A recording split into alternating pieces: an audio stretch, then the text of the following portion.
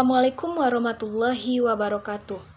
Baiklah, kami dari kelompok 2 akan mempresentasikan hasil diskusi kami mengenai memilih media dan sumber pembelajaran yang akan dipraktekkan.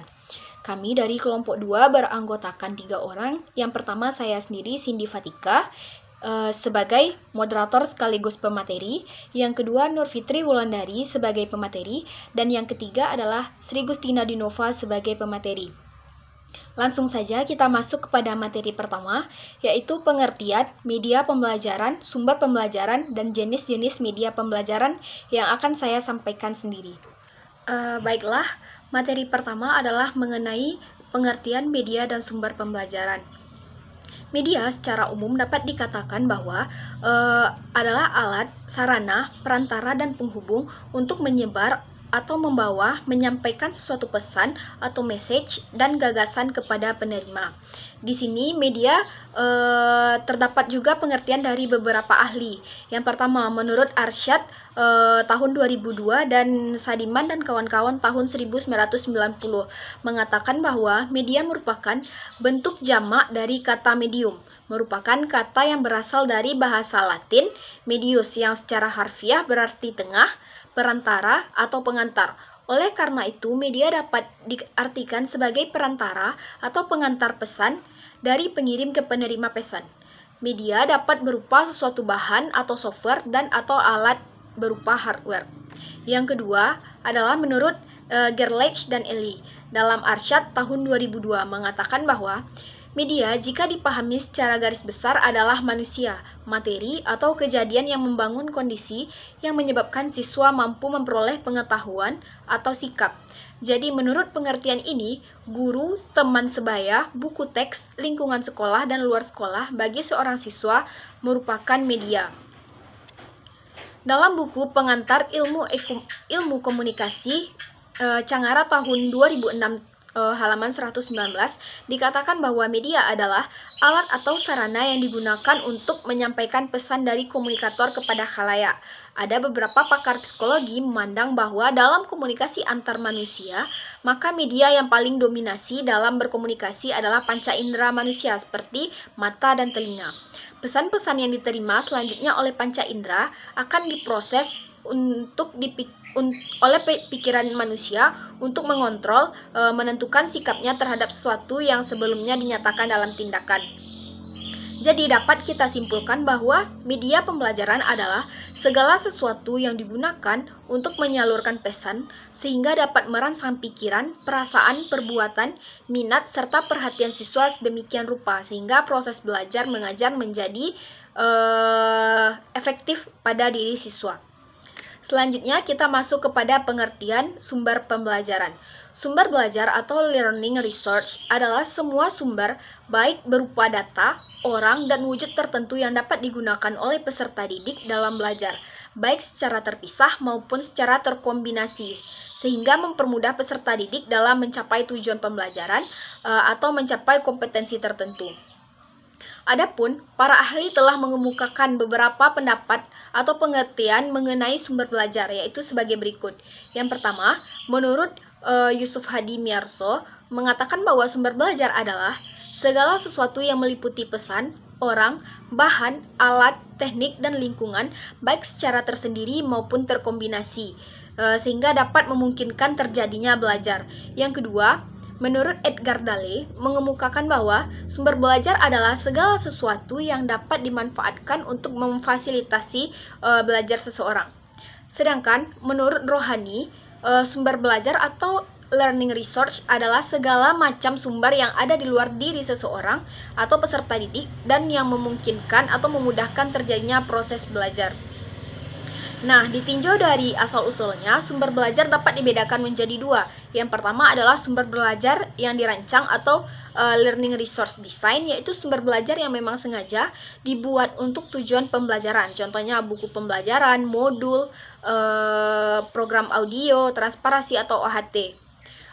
Yang kedua adalah sumber belajar yang sudah tersedia atau tinggal dimanfaatkan.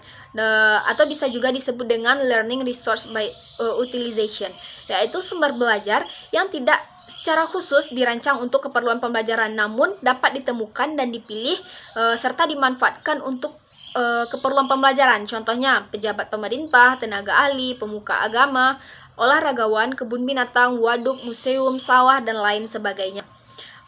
Baik, kita lanjut mengenai materi berikutnya adalah mengenai jenis-jenis media. Media terbagi menjadi 3 macam. Yang pertama yaitu media visual, media audio, dan media audiovisual. Media visual adalah suatu alat atau sumber belajar yang di dalamnya berisikan pesan, informasi khusus, materi pelajaran yang disajikan secara menarik dan kreatif dan diterapkan dengan menggunakan indera penglihatan. Jadi media visual ini tidak dapat digunakan untuk umum, lebih tepatnya media ini tidak dapat digunakan oleh para tunanetra. Nah, media visual ini sendiri terdiri dari beberapa macam. Yang pertama adalah gambar atau foto, yang kedua peta konsep, ketiga diagram, keempat grafik, kelima poster, dan yang keenam adalah globe. Lanjut kita masuk kepada jenis media yang kedua, yaitu media audio.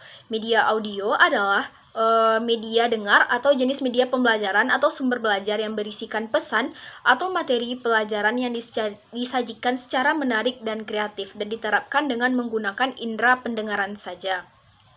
Karena media ini hanya berupa suara. Macam-macam media audio adalah yang pertama laboratorium bahasa, yang kedua radio, dan yang ketiga adalah alat perekam pita magnetik. Yang ketiga, materi selanjutnya adalah jenis-jenis media yang terakhir yaitu media audiovisual. Media audiovisual adalah jenis media pembelajaran atau sumber belajar yang berisikan pesan atau materi pelajaran yang dibuat secara menarik dan kreatif dengan menggunakan indera pendengaran dan penglihatan. Media ini berupa suara dan gambar. Menurut Jamarah, media audiovisual dibagi menjadi dua. Yang pertama, audiovisual murni, yaitu baik unsur suara maupun unsur gambar berasal dari satu sumber seperti televisi, video, kaset, dan film bersuara. Yang kedua, yaitu audiovisual tidak murni, yaitu unsur suara dan unsur gambarnya berasal dari sumber yang berbeda seperti film bingkai suara. Nah, itulah penjelasan materi dari saya. Materi selanjutnya akan dijelaskan oleh Sri Gustina Dinova. Baiklah, terima kasih kepada Cindy. Saya akan mencoba melanjutkan penjelasan mengenai sumber belajar, yaitu Association of Education Communication Technology mengklasifikasi sumber belajar menjadi 6 macam, yaitu ada pesan, manusia, bahan, peralatan, teknik atau metode, dan lingkungan. Yang pertama yaitu ada pesan, yaitu informasi yang harus diteruskan oleh komponen lain dalam bentuk ide atau gagasan, fakta, pengertian, dan data. Lalu yang kedua yaitu manusia, yakni orang yang bertindak sebagai penyimpan informasi atau menyalurkan informasi. Sangat tepat jika dikatakan bahwa manusia adalah sumber dari segala sumber belajar. Lalu yang ketiga yaitu ada bahan, yakni perangkat lunak yang mengandung pesan untuk disajikan kepada peserta didik dengan menggunakan perantara melalui alat perangkat keras ataupun oleh dirinya sendiri. Lalu ada peralatan, yakni sesuatu peralatan yang digunakan untuk menyampaikan pesan yang tersimpan dalam bahan materi. Lalu ada teknik, yaitu prosedur atau alur yang dipersiapkan dalam mempergunakan bahan pembelajaran, peralatan, situasi, dan orang untuk menyampaikan pesan tersebut. Lalu yang terakhir itu ada lingkungan, yaitu situasi atau suasana sekitar di mana pesan disampaikan atau ditransmisikan, baik lingkungan fisik seperti ruang kelas, gedung sekolah, maupun non-fisik seperti suasana belajar. Lalu sumber belajar, klasifikasi sumber belajar menurut Sujana, yaitu yang pertama ada sumber belajar tercetak seperti buku, majalah, brosur, koran, poster, dan lain-lain. Lalu ada sumber belajar non cetak seperti film, video, slide, transparansi, objek, dan lain-lain. Lalu ada sumber belajar yang terbentuk fasilitas seperti perpustakaan, ruangan belajar, Carol Studio, lapangan olahraga, dan lain-lain. Lalu ada sumber belajar berupa kegiatan seperti wawancara, observasi, kerja kelompok, dan sebagainya. Lalu yang terakhir itu ada sumber belajar berupa lingkungan di masyarakat seperti tanam, terminal, pasar, toko, pabrik, museum, dan lain-lain. Baiklah, hanya itu yang dapat saya sampaikan. Saya kembalikan ke moderator. Baiklah, saya akan melanjutkan materi selanjutnya yaitu pemilihan media sumber pembelajaran. Yang pertama yaitu media. Untuk memilih suatu media yang benar-benar sesuai atau yang paling tepat bukan merupakan suatu hal yang mudah untuk dilakukan. Yang perlu dipertanyakan terlebih dahulu adalah kriteria apa yang digunakan untuk memilih media sehingga media tersebut dapat sesuai dengan keinginan. Ada sejumlah faktor yang perlu dipertimbangkan pengajar dalam memilih pengembangan dan menggunakan media pembelajaran. Faktor-faktor tersebut adalah yang pertama yaitu tidak ada suatu media yang paling unggul untuk semua tujuan belajar.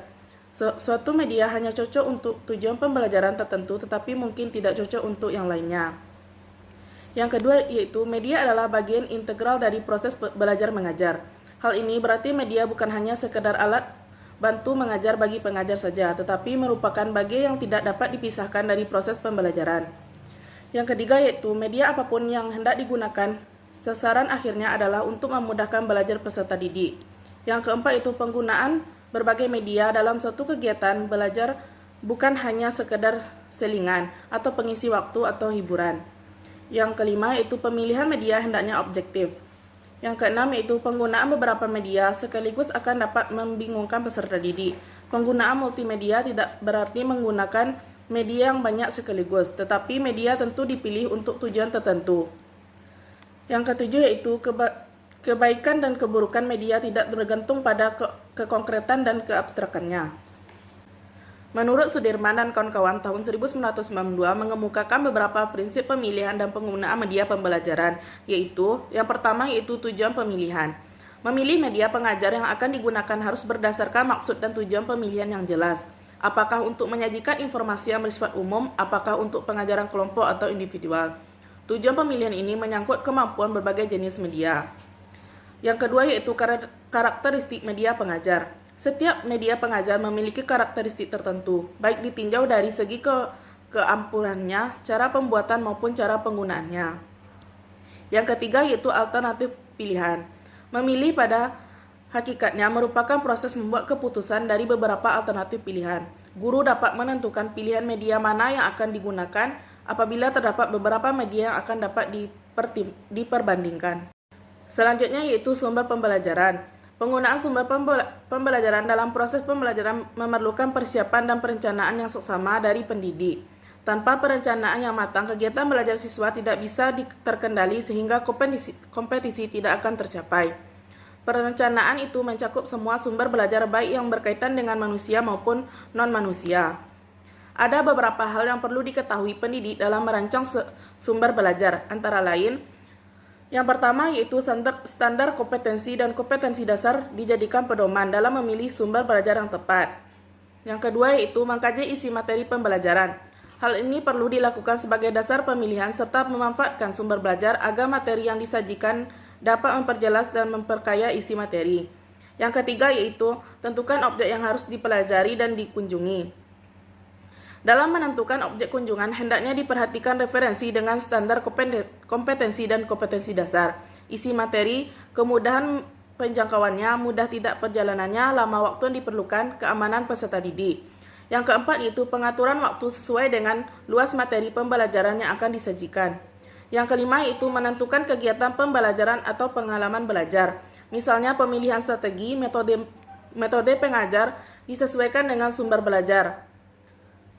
Yang keenam yaitu persiapan teknis yang diperlukan untuk kegiatan belajar, seperti tata tertib di perjalanan dan di tempat tujuan. Yang ketujuh yaitu menyusun pertanyaan yang akan diajukan, perlengkapan kesehatan, dan sebagainya. Yang kedelapan yaitu setelah semua permasalahan tersebut dikaji, barulah dituangkan dalam bentuk matrik untuk memberikan gambaran menyeluruh tentang rancangan penggunaan sumber belajar. Baik, terima kasih atas pemaparan materi oleh Sri Gustina Dinova dan Nur Fitri Wulandari. Itulah hasil diskusi kami dari kelompok 2 mengenai memilih media dan sumber pembelajaran yang akan dipraktekkan. Kami dari kelompok 2 pamit undur diri. Mohon maaf apabila ada kesalahan baik secara lisan maupun perbuatan yang disengaja ataupun tidak disengaja. Wabillahi taufik wal hidayah. Assalamualaikum warahmatullahi wabarakatuh.